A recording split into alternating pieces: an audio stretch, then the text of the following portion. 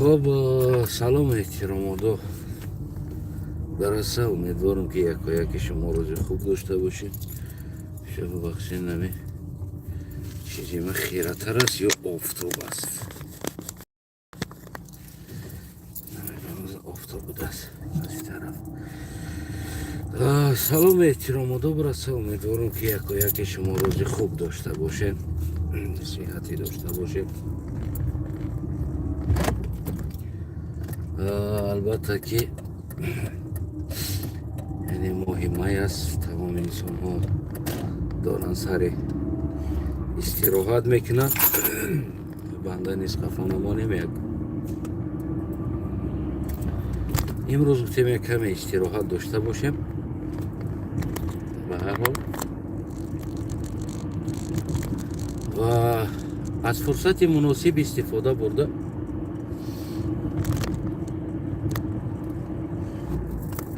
برای شما یک پیشنهادم داشتم.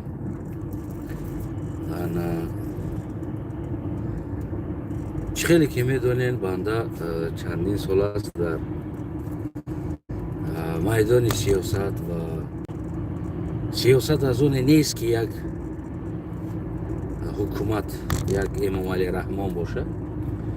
البته که سیاست از جامعه عبارت است.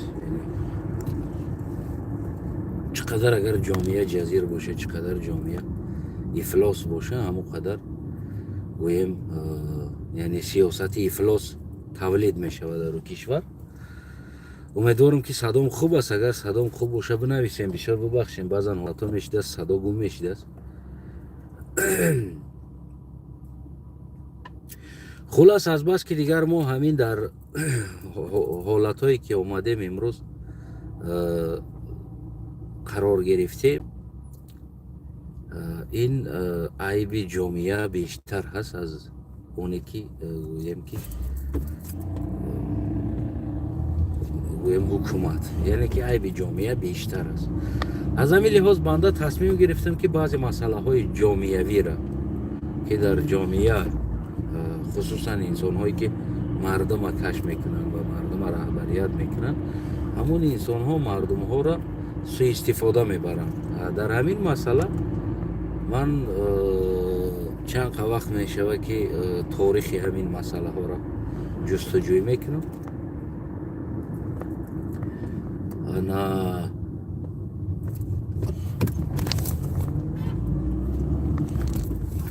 تاریخ همین مسئله ها را دارم جستجوی میکنم و در همین مسئله واقعا بگیم که خیلی ما چیزهای زیاد پیدا کردم. اگر که مردم شما راضی باشین و شما یعنی دستگیری کنین همه چیز، میگم که یک سیاستمدارم جامعه دستگیری میکنه، یک ورزشگرم جامعه دستگیری میکنه. هر چیزی که هست، هر چیزی که یک انسان اگر خواهین که یک جا پیش روی کنین، اما بدبختی رم جامعه دستگیری میکنه، خوشبختی رم جامعه دستگیری میکنه. هر چیزی که هست اگر جامعه دستگیری کنه به همون گویم که رفته میرسه جامعه. امروز من گفتم که یعنی امام علی رحمان یا سیاست امروزه که قرار داره واقعا به همین سطح به همین درجه آمده رسیدنش بسیار ببخشین که افتوای ای سببگرش جامعه هست. از بس که جامعه همین بدبختی را دستگیری کرده اومد. میفهمید شما؟ یعنی که شما مردم خلق همین شما همین بدبختی را دستگیری کردین اومده. اگر که شما دستگیری نمی کرده و این بدبختی بالای سر شما نمی اومد، بالای سر ما و شما این بدبختی نمی اومد. از بس که ما و شما این بدبختی را دستگیری کردیم و همین بدبختی را خودمون در سر خودمون آوردیم. انا تلفن ما دیگریش که جای پرید رفت طرف تایسی چیز. خلاص کلام یعنی باز بدبختی دیگری که الان سر ما هست، این بدبختی خرافات پرستی، قصه های دروغی حضرت ایشان بلخ و حضرت ایشان امیرجان و حضرت ایشان فلانی و حضرت ایشان فلانی و حضرت ایشان فلانی و فلانی و فلانیش در فلان جا پیغمبر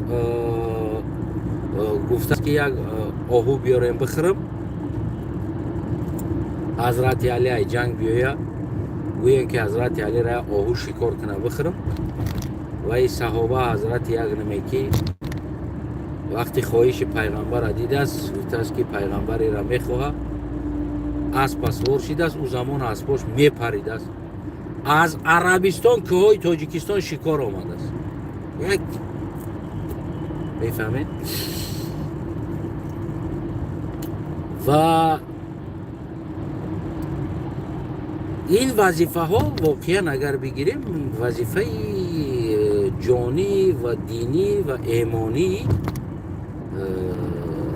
یعنی که همون دامله هایی که من پیش اونا را بعضی مسئله که مردم مرا گفتن تو کافر هستی، تو زیر دین هستی، وظیفه جانی و دامله ها بود که این خرافات ها را باید شورا تشکیل کنن و روان اوجاها انا در اوجاها رفته مردم فهمونن، توی با توی نگردن و ازار زن و نمیفهمم حیز زن و یعنی این مسئله ها را یک طرفتر میموندن و اینها میرفتن در همون جایهایی که همی ساخته هستن از تاریخ دین این مسئله ها را میبرداشتن، میگفتن که این مسئله ها مثال گیریم تو همون دروغ هستن، اینا ساخته هستن و هیچ دلیل اسناد نداره. خب اما یک دلیل های ساخته، یک چیزای با چی میگن روایت، دروغ روایت نام کردگی هستن. همین هر جایی که همیو که روایت گفتن همینا بدونه که او دروغ است، یعنی کلمه دروغ روایت نام دادگی هستن. خلاص کلام من در مسئله تاریخی همین دین گویم که آموختم یک کمی معلومات دارم، در خود دین نه، در تاریخ دین معلومات دارم درباره همین خرافات هایی که در تاجیکستان هست. مردم غیر اختیاری از دین بیرون میکنن و غیر اختیاری مردم با کفار میبرن و غیر اختیاری مردم در این حالت میارن، قصه ها با قصه های بافته و ساخته دروغ. من در همینا کمتر روشنی دارم. اگر شما راضی باشین زیر همین کامنت دستگیری کنین، یعنی فکر نظر شما مهم است. شما راضی هستین که ما درباره حضرت امیرجان، درباره امام عسکری، درباره حضرت ایشانی بلخ، درباره حضرت ایشانی فلانی و 7 متر قد داشته است و گفته است که حضرت علی هستم و شاه کله او را گرفتنی به دست و کله ای را گرفته است در جای حضرت علی و تورتنک بالاش تور کشیده است و موسیچه بالاش خانه کرده است و خلاص یک قصه های بافته. اگر که شما طرفدار باشه، من حداقل یک ماه یک برنامه یا 2 هفته یک برنامه با توانایی نگاه کرده است. بس که من شما هم میدونیم بنده کار میکنم، بنده زندگی داره، بنده همه چی یک حیات تشویش همین اروپا هست. ما از این تشویش اروپا یعنی به طرف نیستیم، یک طرف نیستیم. ما نیز در داخل تشویش زندگی اروپا هستیم، کار، فعالیت، زندگی، همه همین چیز. حداقل اما تا قدر امکان هفته یک بار، هفته باشه یا ماه باشه یک بار، یک برنامه درباره یک حضرت امون ایشانی امیرجان، ایشانی بلخ و ایشانی فلانی و قدش 7 متر در همین خرافات های دروغ، تاریخ های دروغ و همین انسان هایی که اینا نام میگرفتن و آیا در دین همین خیلی انسان ها وجود داشتن یا نداشتن. اگر که او انسان ها وجود داشتن در دین، واقعا وجود داشتن، هم خیلی نام ها صحابه بدن، نمیفهمم، خب یعنی یک انسان خدمت کرده در دین بدن، اما اونها در کجاها بدن اصیل و در کجاها وفات کردن و کجاها در آمدن و در کجاها نرفتن. یعنی زندگی نامه همون انسان اگر باشه در دین، اگر نباشه این چیز قصه های بافته و ساخته هایی که گویم که ساختن، همین ها را گویم که برای شما یکتا یکتا آشکار کنم. البته که این وظیفه جانجانی گفتیم گپو دامله های ما بود که این مسئله را پیش می گرفتن و با این چیزا میخواستن مبارزه میبردن. نه که متاسفانه در حالتی که ما میبینیم، بله این چیزا منبع درآمد دامله ها بود. یعنی همین چیزایی که مردم در همین خیلی افسانه هایی که هستن باور میکردن، این منبع درآمد دامله ها بود. برای همون هم هیچ بار ما ندیدیم یک دامله ما درباره یک همین خیلی ساخته چیزها گپ زده باشن. یعنی اینا تنها حیزی زن گپ میزدن و نمیدونم ایزاری زن گپ میزدن و روی مالی زن گپ میزدن و چیلی زن گپ میزدن و جدا شدن شوهر کردن زن گپ میزدن. یعنی جامعه ما واقعا مسئله اصلی جامعه که ما داشتیم که دین به آبرو میکرد، اسلام به آبرو میکرد، همین قصه های ساخته بدن که فردا اگر این چیز کشوده شود، یعنی در اینجا دین گویم که گویا که یک دروغ است، همین خیلی میبرامد و پیش راه این چیزی را که باید دامله های عزیز ما داشتن میگرفتن، که مثال همین پیش راه این چیزا را میگرفتن تا که آینده مثال آدم ها میدونستن که دامله های ما کوشش کردن، دروغ ها را آشکار کردن، گفتن این چیزا با دین ها رب نداره.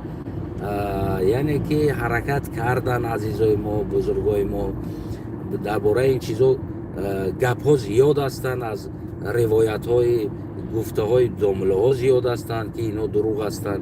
یعنی این چیزها را باید واقعا اونها میکردن. وظیفه جانی حضرت دامله ها بود. نه که حضرت دامله ها ما دیدیم که اصلا گویم که اونها دارن سر خدا از من حیزی زن و هزار زن و رمال زن بیرن نمیبرن. گویا که در دین اسلام فقط همه حیزی زن و رمال زن و گویم که نمیفهمم ایده شیشتنی زن و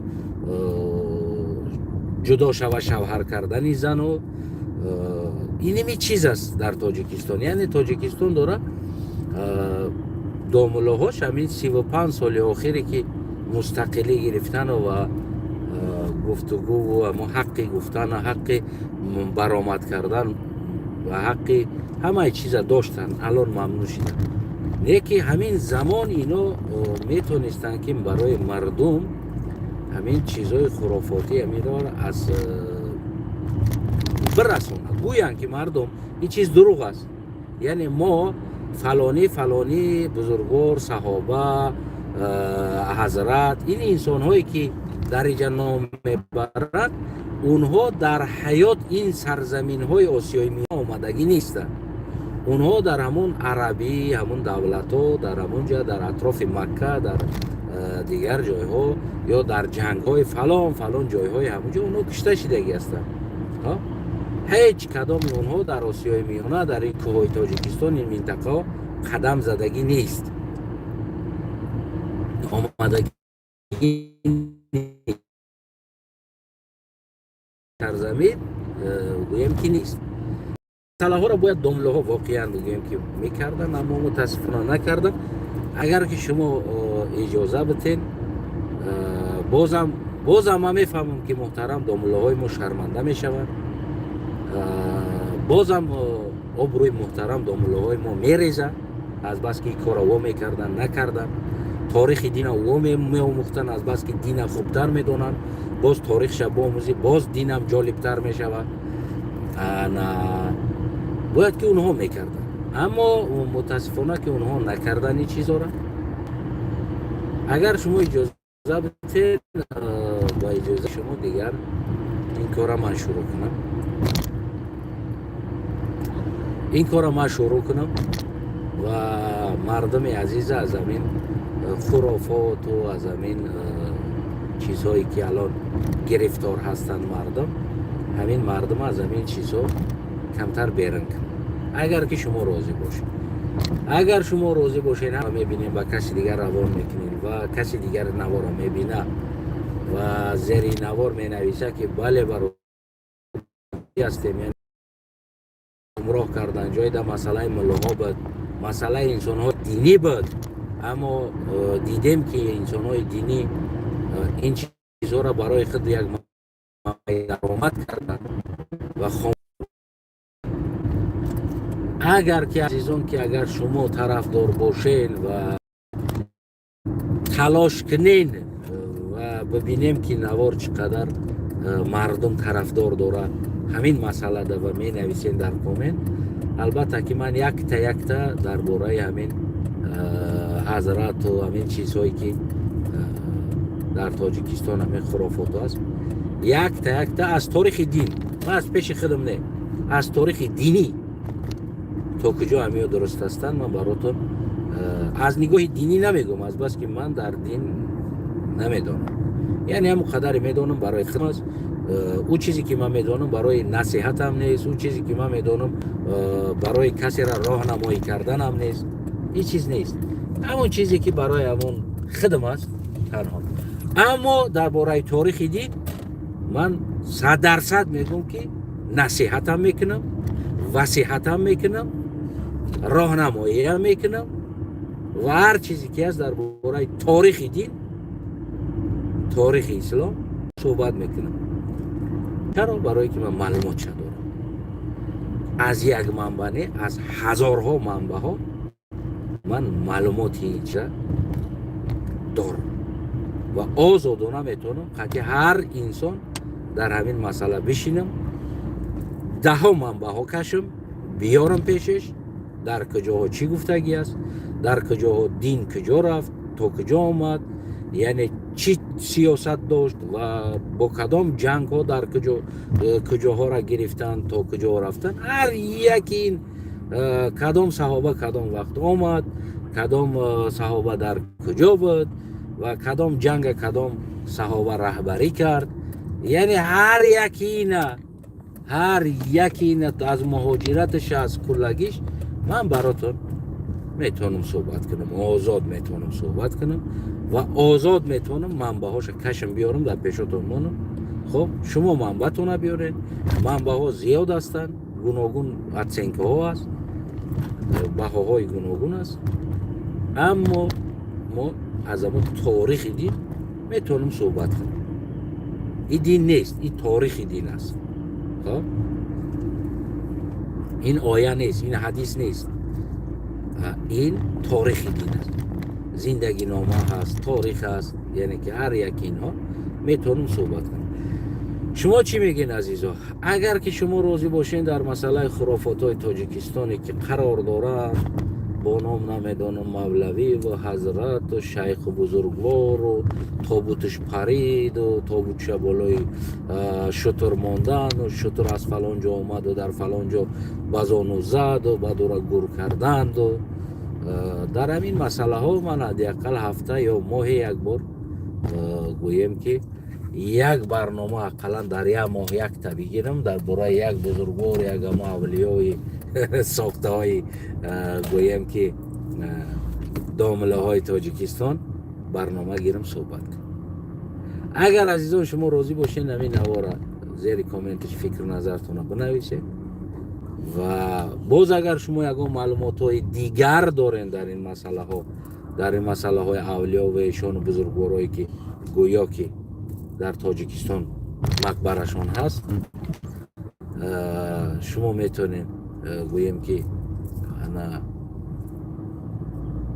روان کنین، منبع دارین منبع روان کنین، شما میتونین هر چیزی که دارین میتونین روان کنین.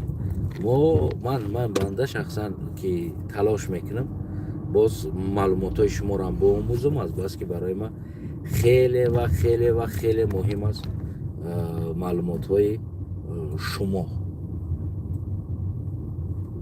عزیزان دل این کم گویم که همون معلوماتی که بود درباره همین خرافات های تاجیکستان و دروغگویی ایشان های تاجیکستان، مله های تاجیکستان که اینم خیلی خرافات، اینم خیلی دروغ ها را برای مردم پیش میکنن تا که از این یک منبع درآمد کنن و یا همین چیز دیده چشم خود میپوشن و از بس که چقدر مردم گمراه باشه برای اینو فایده داره. یعنی مردم با گفته های اینها باید با قول روسی که هیچ سمنینی نداشته باشه و مردم برای که سمنینی نداشته باشه، مردم پیش از گپی باور کردن باید نمیخواد خرافات ها باور کنن. باید بروند در اونجا گوسفند بکشن، لطه ببندن، دعا بخونن، نمیخواد چیزای دروغی که ساختگی هستن و ایرم البته که یگان همون آدم دینداری پیش اما یگان داملای دیگر را ساختگی است. ایرا یک آدم عادی ساخته نمیتونه. مثال گیریم ما ساخته نمیتونم یک بگم که در باره دین و یک اولیا و بزرگوار بگم. یعنی این چیزا من ساخته نمیتونم. خب ایرا کی میسازه؟ ایرا باز یک آدم دیندار دیگر میسازه. یعنی همون ملایی که دیگر همون زمان کدام زمان ملاهاش همین چیزا ساختگی هستند. تقریبا این چیزا در تاجیکستان پیدا شد، ساخته شد این چیزا. نه آنقدر بگیم که همون 150 سال عمر نداره، یعنی 200 سال عمر نداره. همین چیزایی که ساخته شدن، دروغایی که ساخته شدن. خب این را پیشتر بعضا دامله های ترک ها ساختن، یعنی دیندارای ترک ها ساختن.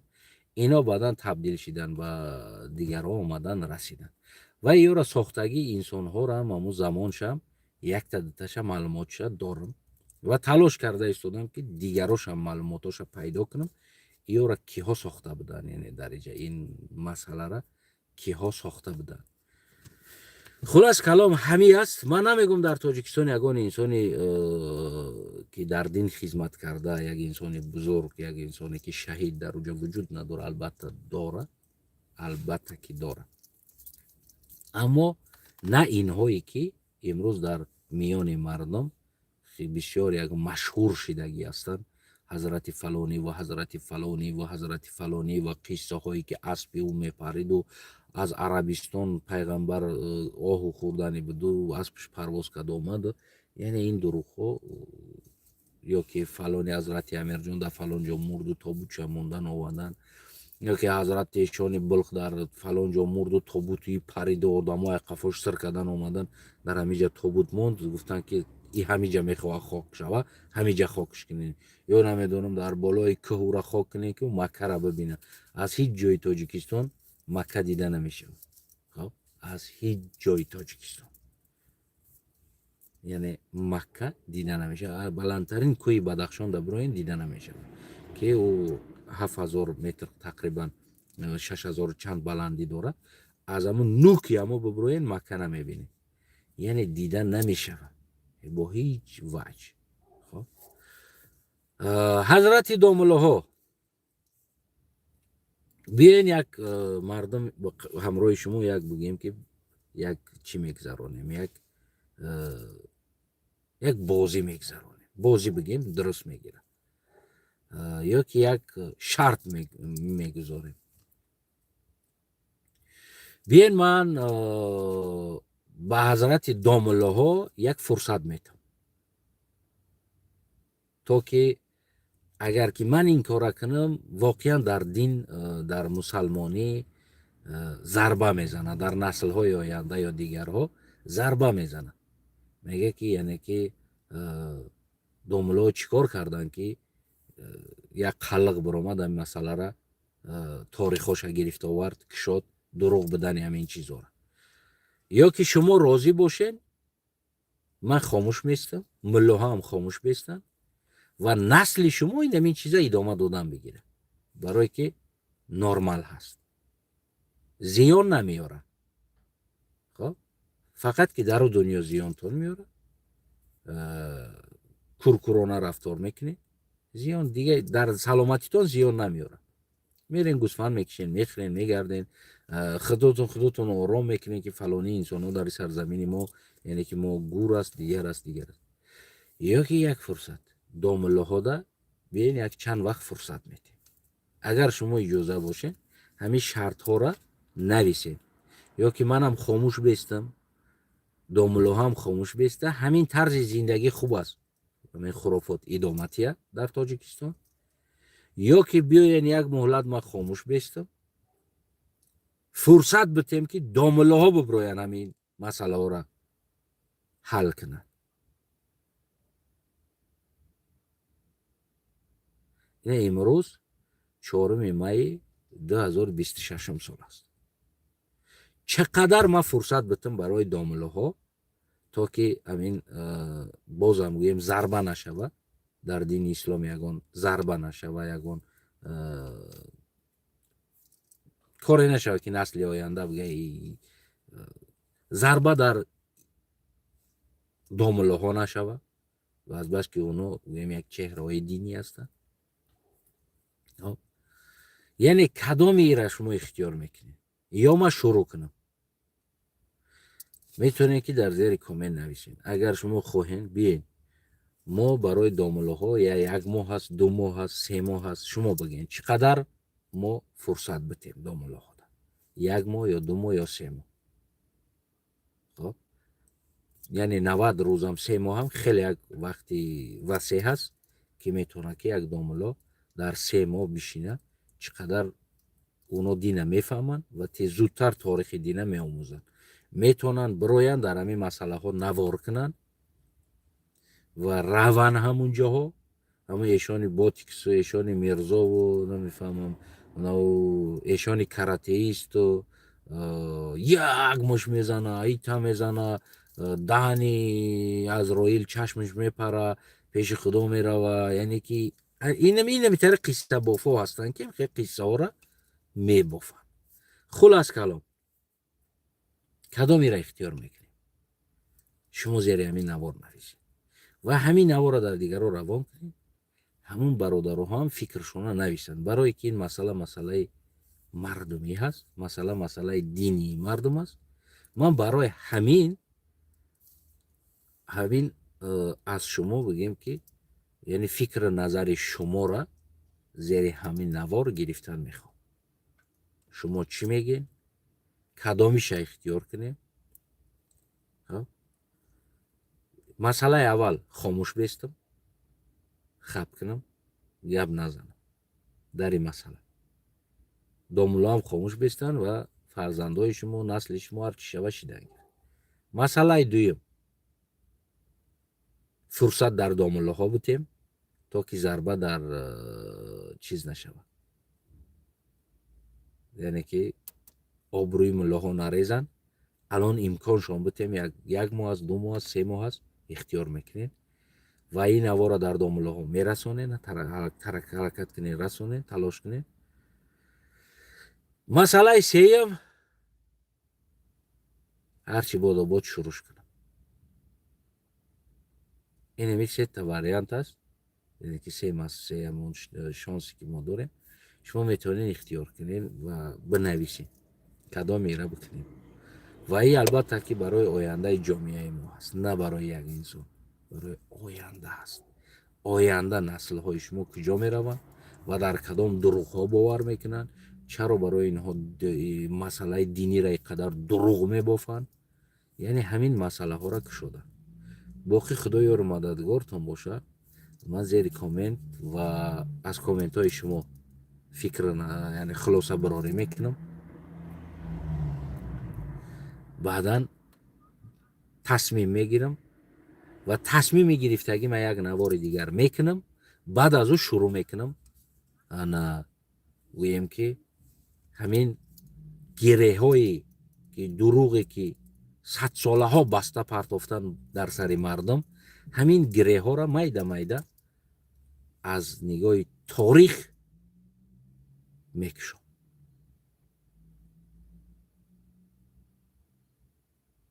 خدا یار مددگار یک و یکی شما باشه. زیر کامنت من نظارت میکنم.